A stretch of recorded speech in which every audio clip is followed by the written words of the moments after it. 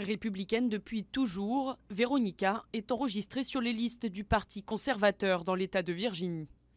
Mais cette année, elle votera pour Hillary Clinton.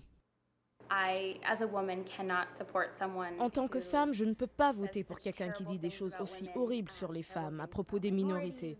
Je ne peux pas être d'accord avec un parti qui soutient quelqu'un comme Donald Trump. Comme elle, de nombreux républicains refusent de voter pour Donald Trump.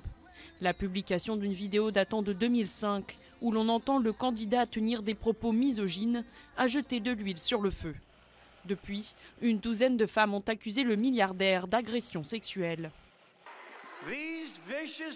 Ces accusations violentes de conduite inappropriée avec les femmes sont totalement et complètement fausses. Avant ces accusations, les sondages montraient déjà un écart homme-femme important. Désormais, Clinton aurait 15 points d'avance sur Trump auprès des électrices. Depuis les années 80, les femmes votent plus souvent démocrates.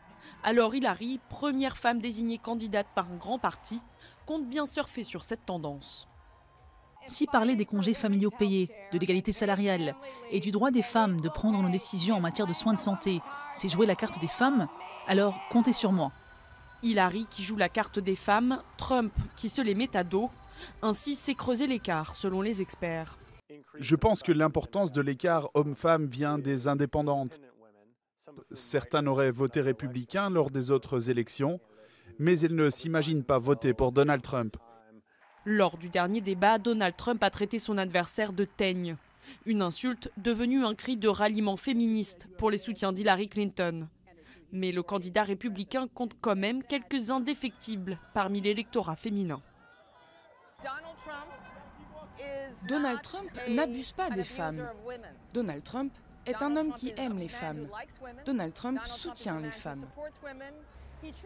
Il traite très bien les femmes. Et les médias mentent en disant que ce n'est pas le cas. Mais c'est faux. Alors que les électeurs se rendent aux urnes, les deux candidats sont au coude à coude dans les sondages, tout genre compris.